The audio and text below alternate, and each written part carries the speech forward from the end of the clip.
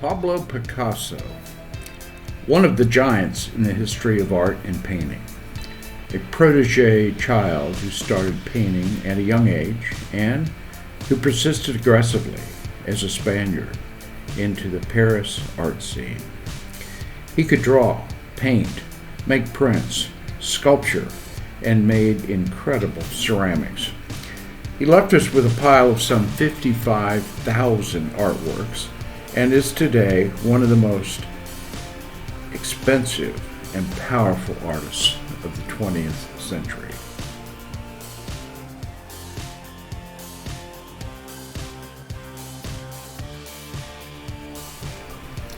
In his early works, he obviously was grappling with how to handle painting, but soon began producing some haunting blue images called his blue period. When asked why he used so much blue, he replied that blue was one of the colors he had a lot of. No special reason, as he did not consider himself a colorist, just an artist portraying the human condition of downtrodden people, circus adventurers, and interesting oddballs.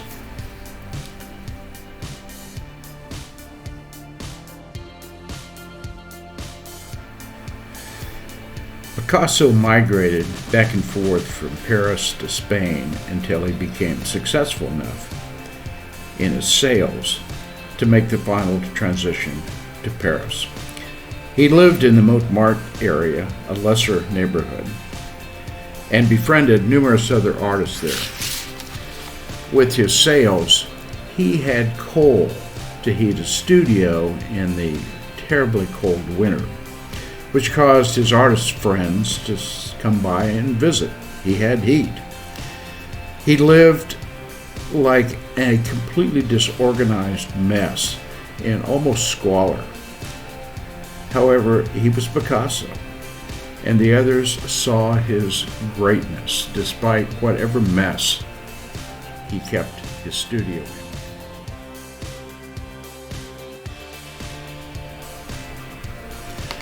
The Blue Period paintings were beautiful and impressive, no doubt about it. There is a subtle expression of the human condition to which I'm not even sure he could understand. He was, however, transfixed on the subject matter and continued until he obviously found some red vermilion in his paint box, and then began the Rose Period.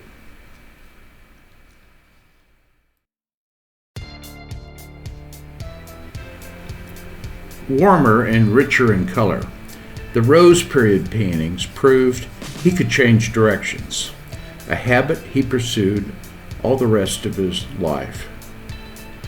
He was constantly reinventing what he was trying to paint.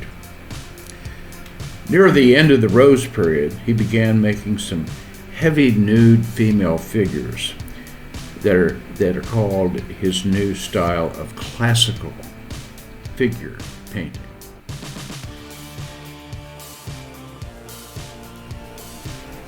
The combination of both the Rose Period pieces and the Classicism pieces were a marvel. He was searching and continued to produce and sell paintings every day, despite his living in absolute squalor. Picasso started selling more and more paintings through his dealer Kahnweiler in Paris. One Russian guy showed up and bought like 15 of his paintings, and it was suddenly he was swimming in cash and producing a lot of work. He was still living in Montmartre, and he began cultivating more and more artist connection, friendships, and soon developed a wonderful relationship with an American living in Paris named Gertrude Stein. She had a salon, or basically an apartment where people would come over and hang out and talk about important things like art. Matisse and Ernest Hemingway, and there was a variety of other people there. So Picasso kind of fell under her fold, and she hired him to do this portrait of her, which is up here above. And she said it didn't really look like her, and his comment back was, well, over time it will look like you more and more, which I thought was really an astute comment. Pablo had visited a showing of African and Iberian masks, which he was very taken with. And his paintings began another evolution into these very disjointed, crazy mask-like figures, which are really pushing the total envelope of being able to paint something that's recognizable. But it ended up, after doing a variety of them, he started a very, very large canvas called The Mademoiselles of Avignon, which he worked on for 6 months and kind of kept it hidden from a lot of people. And the people that did see it really questioned the importance of it. But today it's considered to be one of his best all-time ever magnificent masterpieces.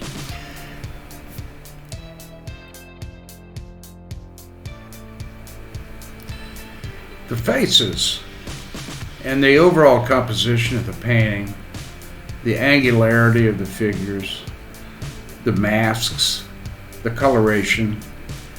The painting was really a step into a completely new direction for not only Picasso, but for the art world in general.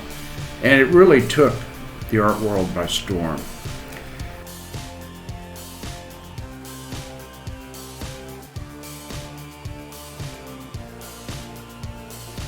Well, this is the end of the beginning of Picasso in my Naked Artist Exposure video about the early years of Picasso. I hope you've enjoyed it, and I hope you click and subscribe to the channel, because I enjoy making these, and I'm going to make several more Picassos. I haven't really decided yet, but it'll probably be 3 or 4 more of them. He had led a very long life and produced some incredible work. I admire his work. I think he's one of the towering geniuses of the 20th century. And I would say he's one of my favorites. He's not my most favorite artist, but he's one of my favorites. So please, once again, I'm Preston McCall, and comment if you like this. Thank you.